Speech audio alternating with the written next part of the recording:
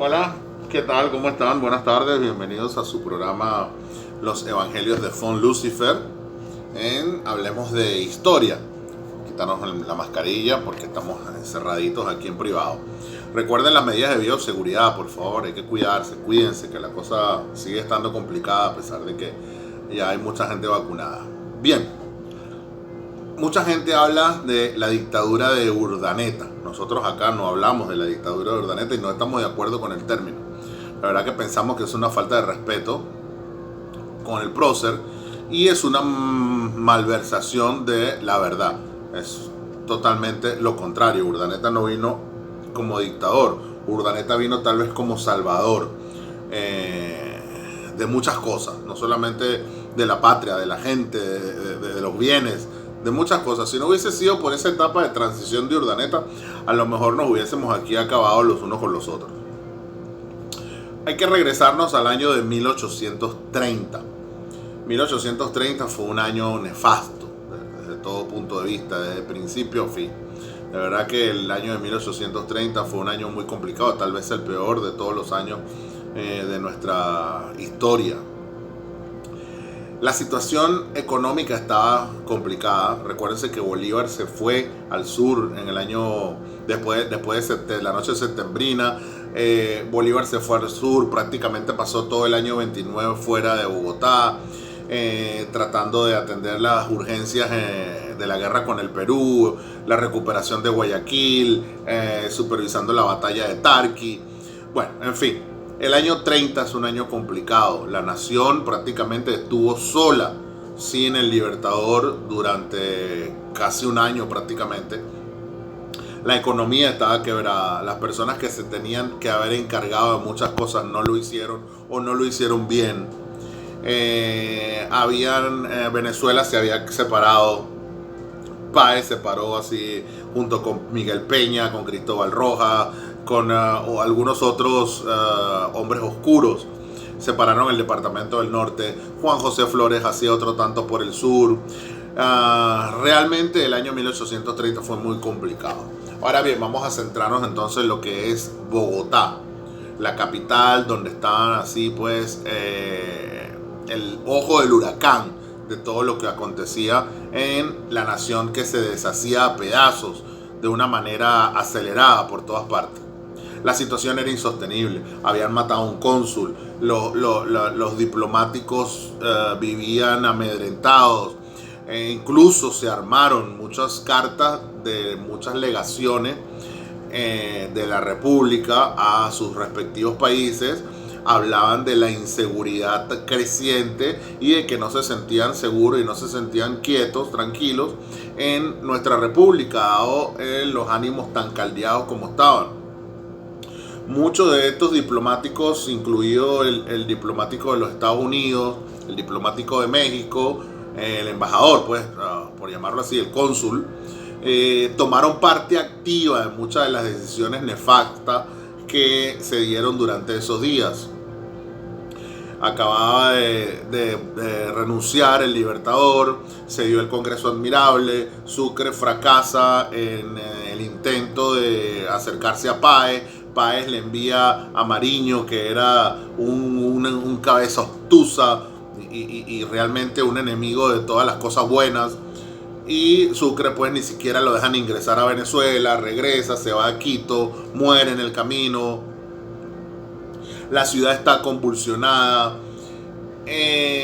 La convención designa pues como presidente a el comedido, al culto, al tranquilo, al profesor Joaquín Mosquera, y como vicepresidente ponen un general de mucha credibilidad y un general de mucho respeto, como lo fue el general Domingo Caicedo. Esta dupla, Domínguez Caicedo, era la que se debería haber encargado de contener las hienas y de tranquilizar y apaciguar los ánimos y hacer la transición pues de la gran República Colombiana hacia lo que fuere que se convirtiera las diferentes sesiones que se estaban desmembrando aceleradamente. Pero esto no ocurrió.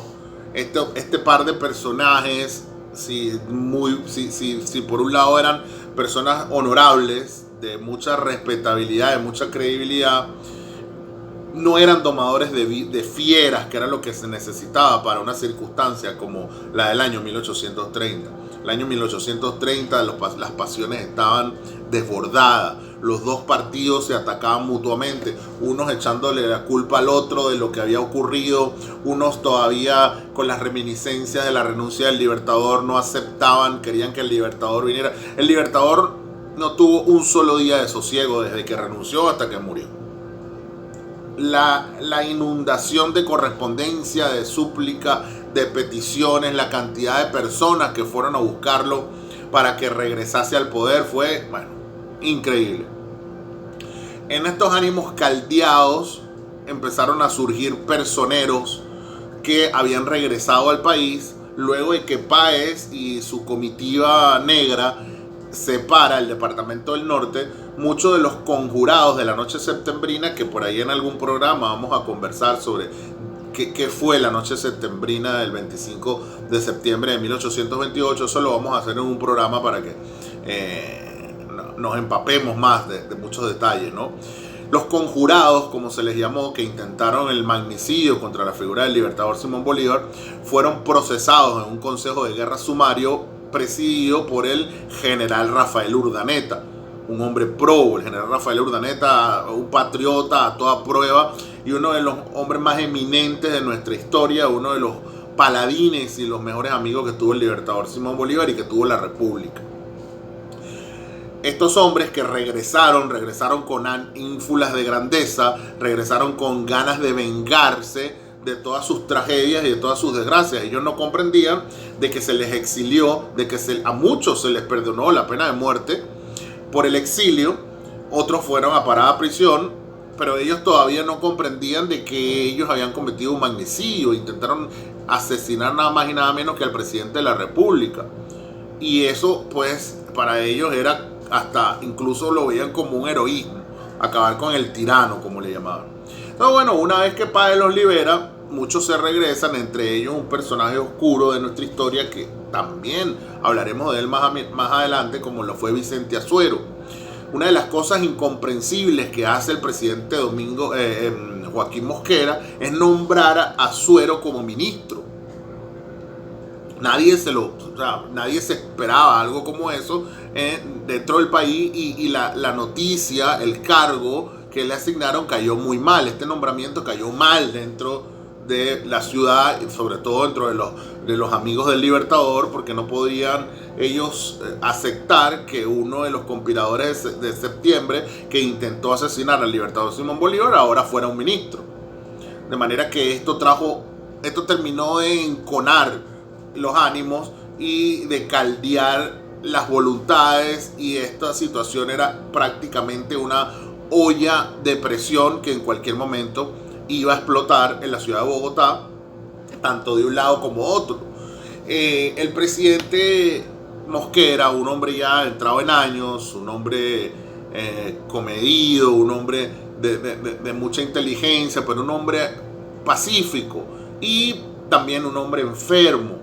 El presidente estaba pasando pues por una enfermedad la cual no le permitía afrontar con fortaleza todas las situaciones que se estaban dando en ese momento. Se retira a su finca y deja encargado al presidente al general Domingo Caicedo, que también era de la misma onda, más o menos, un hombre comedido, un hombre tranquilo, que buscaba los puntos intermedios, que buscaba el diálogo y que no tenía la capacidad ni la fortaleza de enfrentar a las jaurías de hienas que hacían efervescencia en esos momentos en la ciudad de Bogotá.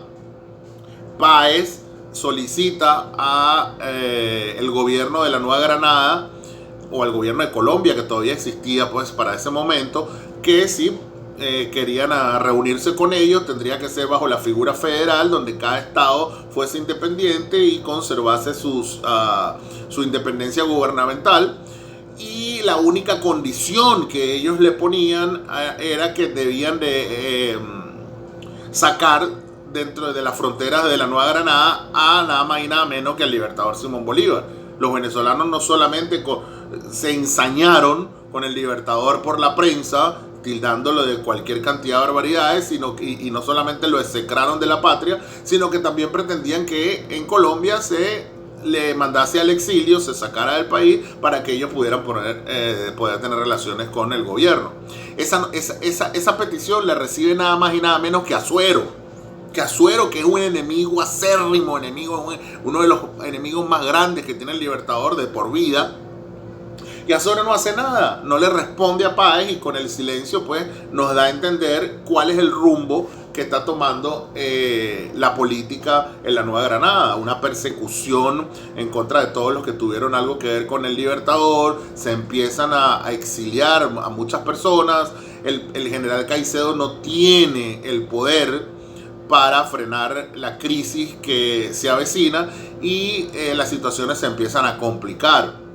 Dentro de este ambiente se suscitan dos hechos sumamente importantes, que son dos batallones que cada uno por su lado pretende llegar a la ciudad. El primero de ellos es el batallón Boyacá, que se encontraba sirviendo en la frontera. Era el batallón destinado pues al área fronteriza o al área del Táchira, todo lo que es la zona del Táchira. Ese batallón, una vez que el departamento de Venezuela se separa, el batallón queda en el aire. Muchos de los miembros del batallón son venezolanos, se van, cruzan el río, que ahora otra vez retomaba el nombre de frontera, y los miembros restantes del batallón se ven perdidos, sin comando, sin nada, y encima de eso se les adjuntan a todos los que habían salido de prisión, que habían sido exiliados de la República y que estaban presos en los diferentes cuarteles, sobre todo en Puerto Cabello, por la noche septembrina. Estos también, así como llegó Azuero, estos también pretenden regresar a Bogotá a buscar a las personas que, sobre todo a Urdaneta, que los condenaron al presidio por las consecuencias del intento de magnicidio. Se colocaron una cinta negra. El batallón Junín venía saqueando cuanto pueblo se encontraba en el camino para tratar de llegar a Bogotá, y gritaban consignas como patria o muerte, libertad o muerte, muerte a Urdaneta, muerte a los jueces de septiembre. Y era un peligro inminente que venía hacia la ciudad. Por otro lado, se da también el caso del batallón El Callao. El batallón El Callao era pues prácticamente el sostén de la ciudad. El general Caicedo lo manda a Tunja para sacar el batallón de la ciudad, y en el camino mucha gente pues intercede al comandante del batallón y les pide que no se vayan, que no se retiren, que los necesita la ciudad, porque la ciudad sin el batallón corre peligro. Ellos se regresan, se tropiezan con una avanzada del batallón Boyacá en Zipaquirá, se dan pequeñas escaramuzas, algunos combates. Esto se complica, termina de caldear los ánimos, la situación está al rojo vivo en la ciudad de Bogotá. Hay saqueos, hay robos, hay crímenes, el presidente no da pie con bola, y ante toda esta situación, de un lado los liberales, y ahora sí comandados por Vicente Azuero, con los cuchillos afilados buscando venganza, y por otro lado la disidencia de lo que quedó del gobierno del Libertador, que le llamaban los bolivianos, pidiéndole también al general Caicedo, el vicepresidente, protección y ayuda, porque se veían víctimas de estas hordas que venían con todas estas ganas de venganza. De manera que la situación en la ciudad de Bogotá era una olla de presión que iba a explotar, dejando un baño de sangre realmente trágico. Ante toda esta situación, algunos patriotas notables, como el general Posada Gutiérrez, como José María de Castillo y Rada, como García del Río, el mismo general Caicedo, pues la única figura que se les vino a la mente era el general que todos respetaban. El general que en algún momento los mismos enemigos de los bolivianos querían condenar, pero que ahora también lo veían como el único que podía medianamente mediar la situación, que era el general Rafael Urdaneta, que se había retirado a su finca. con su familia. Estaba pues prácticamente ya retirado, a pesar de que le habían ofrecido el Ministerio de Guerra y Marina. Pero el general Rafael Urdaneta le escribió en cartas a muchos de sus amigos que él no estaba interesado en regresar, ni mucho menos tomar el poder, porque él sabía que esta era una nave ingobernable. El general Urdaneta no se quería meter en esta camisa de 11 varas. Él sabía que no había nada que hacer y que prácticamente esto se lo había llevado pues quien lo trajo.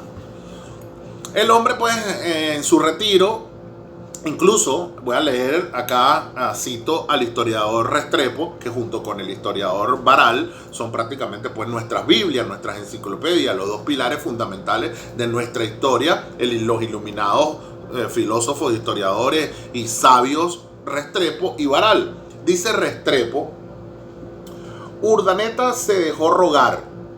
Todos confiaban en él para restablecer el orden por su influjo y firmeza de carácter.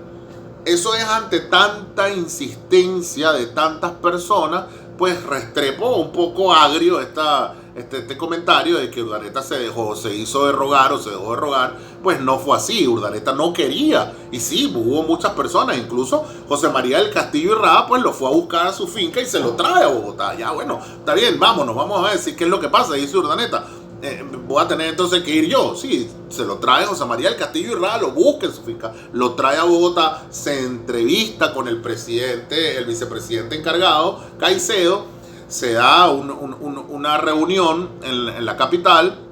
Caicedo les pone pues los motivos de que ya no, esto es incontenible, ya la situación es incontenible, estaba a punto de estallar una guerra civil en el sur, suenan los sables de Obando, de Hilario López, de Flores, que pretendía invadirnos para robarse Popayán. En el Magdalena estaba el general Luque, también en una contienda con el general Montilla. En el sur estaba Valdés, por allá por el Casanare, y realmente pues estábamos ante la puerta de una guerra civil muy muy cruel. De manera que el general Urdaneta pues también llamado a la ciudad por sus amigos del batallón El Callao, no le queda otra que aceptar pues. Y él mismo, en una carta que le envía al Libertador, le dice lo siguiente, y la leo: aunque temo no poder impedir el naufragio de la nave, procuraré al menos salvar la tripulación y los pasajeros, evitando que en la convulsión se disputen una tabla a puñaladas. Estas son las palabras del general Urdaneta. Más claro no canta un gallo. Es un hombre que viene de haber sido diputado, es un hombre que viene de haber sido senador del Congreso, es un hombre que estuvo en el Congreso Constituyente de Cúcuta en el año 21, es un general en jefe que pasó prácticamente por todas las batallas de la independencia, es uno de los hombres que más ha recorrido el territorio, que peleó prácticamente desde Cumaná hasta la Suay. Es un hombre respetable, es un personaje de mucha importancia, es un personaje que todos respetan de cualquier bando. Entonces él está pues claro en la situación, y a regañadientes, a duras penas pues, para evitar un baño de sangre, acepta la petición de sus amigos, reúne un consejo de gobierno, acepta pues a la sugerencia del vicepresidente Caicedo, tiene muy buenas relaciones con el presidente Mosquera, que está retirado en su finca pasando su enfermedad. Incluso el presidente Mosquera le envía una carta muy linda a Urdaneta, donde le da las gracias por asumir el poder, y donde le dice pues que tiene que actuar con cuidado porque los ánimos están muy caldeados, que él le entrega con gusto el bastón de mando y que por favor le dé su pasaporte porque él se va a los Estados Unidos a curarse. Esa fue la última carta que le envió el presidente Mosquera al general Urdaneta, que lo termina prácticamente de convencer y pues de hacerse con el poder. El general Urdaneta automáticamente, al tomar el poder, ¿qué es lo primero que hace? Bueno, vamos a ver con quién cuento. Ya tenía pues el Consejo de Ministros de Caicedo, el cual deja, salvo un par de secciones, creo que García del Río lo incluye como ministro, y a Pepe París, amigo del Libertador, al general París, también lo incluye dentro de su equipo de trabajo.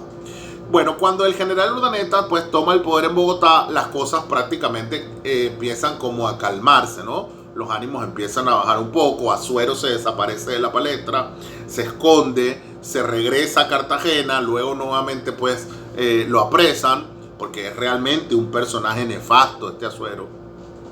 Luque en Cartagena es vencido por Montilla, Valdés en los llanos de Casanare también. Las cosas empiezan a agarrar otro rumbo, la ciudad empieza a calmarse, los diplomáticos se reúnen con el general Urdaneta, exponen así la situación y la incomodidad que tienen ante la situación del país, y el general Urdaneta pues les garantiza de que las cosas van a cambiar y que a partir de ese momento es solamente cuenta regresiva a que regrese el Libertador. Él se adjunta el título de presidente encargado temporal de la nación, mientras que el Libertador regresa a tomar el mando, que era lo que él, la condición que él puso en la reunión con el vicepresidente Caicedo. Dice, yo voy a asumir el mando, pero un mando temporal. El mando lo tiene que tener es el Libertador. Yo solamente voy a retener el poder mientras que regresa su excelencia del norte. Cosa que nunca pasa. El Libertador nunca regresó, el Libertador nunca aceptó las propuestas de Urdaneta. Hay cartas muy bonitas, pero también hay cartas muy fuertes, donde el Libertador le dice que está usurpando el poder. El Libertador le dice que regrese el poder a Caicedo, que se retire, que no cuente con él, que esto es una barbaridad, que esto es un absurdo, que esto va contra las leyes. Pero bueno, el Libertador también en su agonía, en su camino ya hacia la muerte, desconocía pues la situación en fondo e in situ como estaba en Bogotá. En otra carta muy dolida pues también le dice que él comprende la situación, que ya él no tiene fuerza, que está moralmente destruido. Las cartas son, de verdad, que parten el alma. Las cartas entre el Libertador y el general Urdaneta en ese periodo son cartas que realmente parten el alma y conmueven a la fibra patriótica. El gobierno pues de Urdaneta continúa en espera del Libertador, que no va a llegar hasta que llega la terrible noticia del fallecimiento del padre de la patria. Esto fue como un trueno, como dice el general Posada Gutiérrez en sus memorias, un trueno que tronó desde el Chimborazo y que dejó a todos prácticamente petrificados. La noticia de la muerte del Libertador fue el acabose. Realmente todos quedaron devastados con la noticia y pues prácticamente aquí el proyecto de Urdaneta ya dejó de tener sentido. El proyecto de Urdaneta era mantener el poder transitoriamente para entregarlo al Libertador a su llegada a la capital, y esto pues prácticamente ya quedaba en el aire porque esto no iba a ocurrir, y a partir de ese momento los días de Urdaneta en el poder estaban contados. Se levanta Obando, se levanta el sur, vienen las guerras intestinas entre Flores, Obando y Hilario López. Todos estos pretenden repartirse el territorio. Unos quieren que se anexe al Ecuador, el Ecuador quiere que esto se anexe unos quieren que se anexe a Colombia, y comienza una guerra de guerrillas que va a perdurar durante muchos años más y va a degenerar en lo que hoy en día es la FARC. Una guerra de guerrillas que comenzó en esa época con Obando, Hilario López y Flores, en toda esta zona de Pasto, Popayán y el Valle del Cauca. El gobierno pues del general Urdaneta logró salvar las tablas, logró contener las pasiones, logró pacificar al batallón Junín, al batallón del Callao, disipó algunas pasiones, pero no pudo. Ya definitivamente Urdaneta se dio cuenta de que la cosa ya no, él no la podía contener más porque la guerra se había encendido nuevamente. Otra vez Luque en el norte con Cartagena, otra vez Valdés, Obando con mucha más fuerza a raíz de la muerte del Libertador, y el poder de Urdaneta quedó debilitado y no quiso combatir. Urdaneta hubiese tenido de dónde sacar fuerzas para combatir a Obando y para combatir a López y a Luque, pero no quiso. Urdaneta ya se dio cuenta de que no valía la pena. Ya se recordó de esas cartas de que hemos arado en el mar, de la ingratitud que el Libertador le había escrito recientemente, y él pues ya no quería seguir. Así que pues se da la famosa reunión de Ampulo, van y buscan a Caicedo a su finca, se reúne con Urdaneta nuevamente, Urdaneta le regresa el poder, sin combatir. Hubieron 2 o 3 escaramuzas en el sur, sí, hubieron algún par de batallas en donde ganaron los unos a favor de Obando y los otros a favor del general Urdaneta, pero Urdaneta desistió de la idea, paró todas las operaciones, hizo que las fuerzas regresaran a Bogotá, las fuerzas leales a su gobierno regresaran a Bogotá, y desistió de todo tipo de combate porque él sabía que esto iba para una guerra civil de magnitudes incuantificables, y él no quería ser el responsable, pues, de que hermanos contra hermanos se peleasen.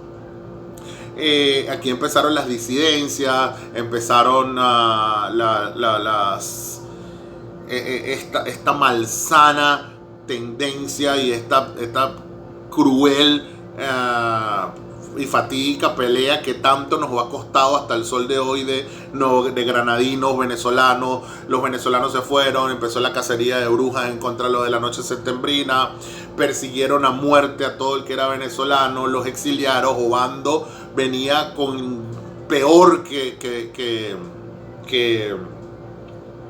Azuero, porque a Obando Urdaneta lo había acusado directamente del asesinato del gran mariscal de Ayacucho, el hermano del lamentable y tristemente fallecido o asesinado por las manos de Hans Rupert, el general Córdoba, su hermano también.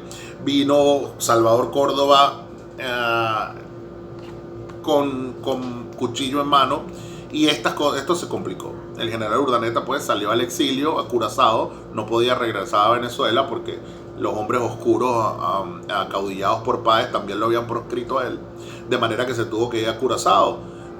Muchos venezolanos salieron sin nada, las cartas son abrumadoras, los llantos en los cuarteles, comandantes tenían que despedirse de sus tropas sin saber por qué, porque toda la vida habían estado juntos. Los comandantes del batallón El Callao, que eran venezolanos, tuvieron que dejar sus tropas, dejar su familia, salir en carrera al exilio porque venía Obando por un lado, Hilario por el otro lado, y juraron acabar con todos los venezolanos que hubiesen estado de alguna u otra manera ligados con lo que ellos llamaban la dictadura de Urdaneta, con el tirano de Urdaneta. Todo el que estuvo a favor de Urdaneta salió exiliado, sino que lo atraparon, y pues no le fue nada bien durante ese periodo que fue previo pues a que regresara el general Santander y ya se conformara la República de la Nueva Granada. Urdaneta trató de hacer un último congreso en Villa de Leyva, que no se dio, para tratar de que la Nueva Granada surgiera de manera pacífica, pero estos hombres oscuros del sur no permitieron nada de eso y regresaron cuchillo en mano, tomando pueblo tras pueblo desde el sur hasta la ciudad de Bogotá, y pues prácticamente aquí terminó todo. De manera que, mis queridos amigos, esto ha sido pues prácticamente un resumen, palabras más, palabras menos, de lo que se ha llamado erróneamente la dictadura de Urdaneta. Nosotros, como siempre lo hemos dicho aquí en este programa, nosotros no podemos pretender que la terminología que hoy en día se usa sea la misma que vemos en los libros de historia, de cómo se expresaban en aquellos días los diferentes personajes de nuestra emancipación. Si hoy en día nosotros decimos la dictadura de Stalin, es porque tenemos puntos de comparación. Podemos decir la dictadura de Stroessner, la dictadura de Pinochet, la dictadura de Franco, pero ¿qué podrían decir en aquella época los hombres del momento de la dictadura? La dictadura, lo más que se conocía era la dictadura en Roma, cuando César tomaba el poder, o alguien tomaba el poder, y por alguna circunstancia, porque la nación, la república estaba en peligro, se le otorgaba un poder dictatorial, y al cesar el peligro, este personaje regresaba a la autoridad al gobierno, como lo hizo, sin ir muy lejos, el Libertador en el Perú. El Libertador en el Perú se embiste con poderes dictatoriales. Una vez que pasa el peligro, depone el poder ante la autoridad del Congreso, y como lo hizo el general Rafael Urdaneta. El general Rafael Urdaneta depone el poder en Ampulo ante el vicepresidente legalmente electo, que es el general Domingo Caicedo. Convoca un congreso para Villa de Leyva para que la nación termine de la mejor manera posible, pero esto no se da. Así que no podemos caer en el error, queridos amigos, de llamar a nuestro héroe, el general en jefe Rafael Urdaneta, uno de los hombres más probos de la historia, un dictador, porque no lo fue. El general Rafael Urdaneta, vamos a hablar de él también más adelante en otro programa. El general Rafael Urdaneta muere en Francia y antes de morir le dice a su hijo: regrésale al erario venezolano el dinero que me dieron, porque yo no lo voy a necesitar. Ese era Urdaneta. Nos vemos.